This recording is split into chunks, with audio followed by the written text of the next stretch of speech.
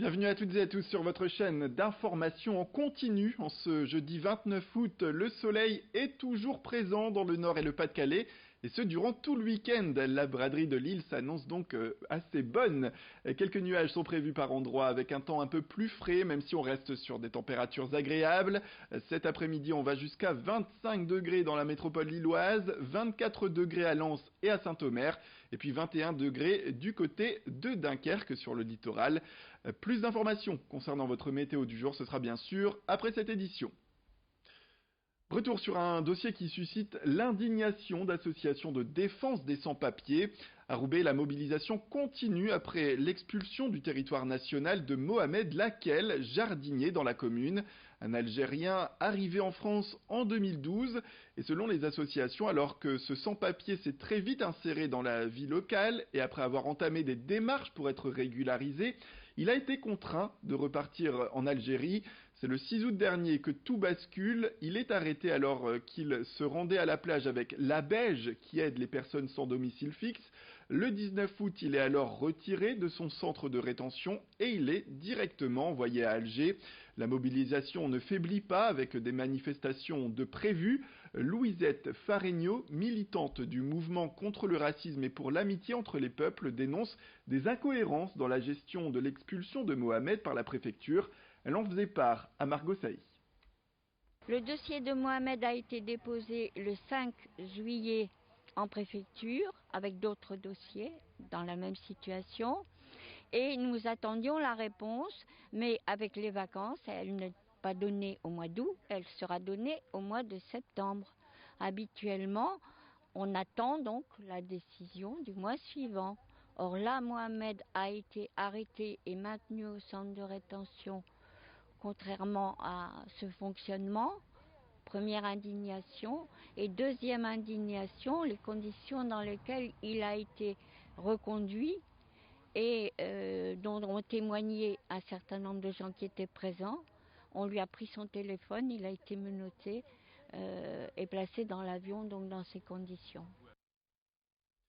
Direction l'Odomarois à Berlinghem pour parler des rentrées des classes exceptionnelles. Quelques jours avant l'arrivée des enfants, l'école primaire et maternelle Simone Veil a été inaugurée cette semaine. C'est dans un ancien corps de ferme qu'une centaine d'élèves seront accueillis dès lundi. Des enfants provenant des communes d'Herbel et d'Inghem qui ont réussi à fusionner, le tout pour créer cette école destinée à recevoir donc tous les enfants de ces communes dans des conditions ultra modernes.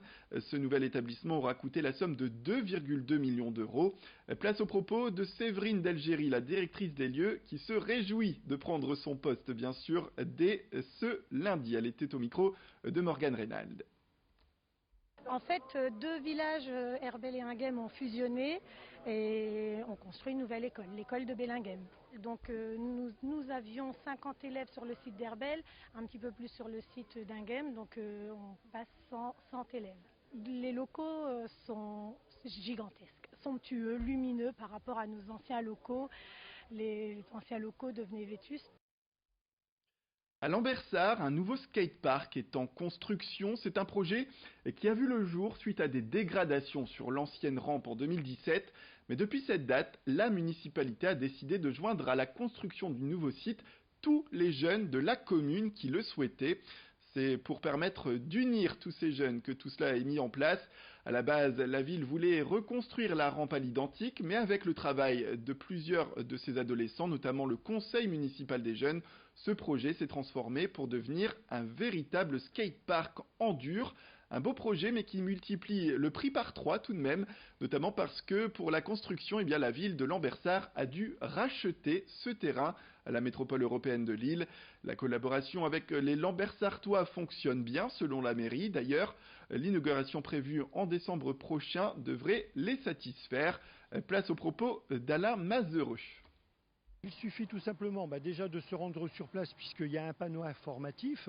Ce panneau informatif est là depuis un moment puisque l'idée c'était de retrouver et d'avoir le plus grand nombre de jeunes possible, jeunes et moins jeunes. On a aussi des moins jeunes qui font du skate. Sur place, on a sur les réseaux sociaux de la ville et puis sinon on téléphone à la mairie de Lambersart 03 20 08 44 44. on demande le service APS, c'est l'animation des politiques sportives, et là on peut toujours s'inscrire pour faire partie du projet et voir le suivi du projet jusqu'à la fin des travaux, encore une fois, pour le mois de novembre 2019.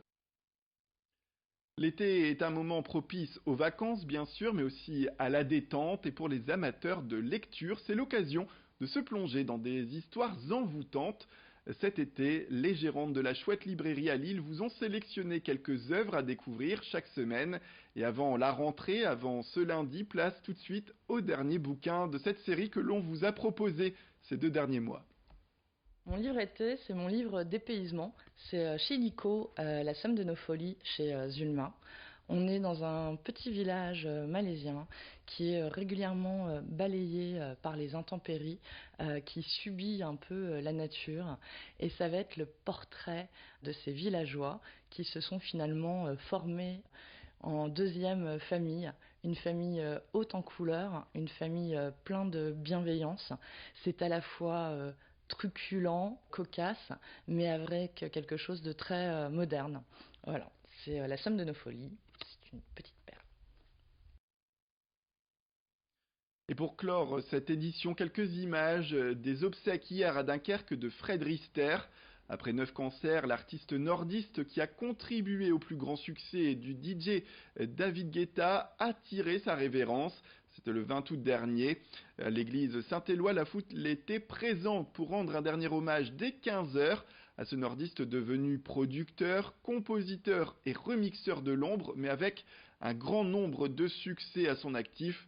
Originaire de Malo-les-Bains, Fred Rister a toujours vécu dans la région avant de s'éteindre à l'âge de 58 ans. Plusieurs personnalités étaient présentes sur place. Il y avait David Guetta, sans oublier Marc Lavoine, Alain Chamfort, Quentin Mosiman.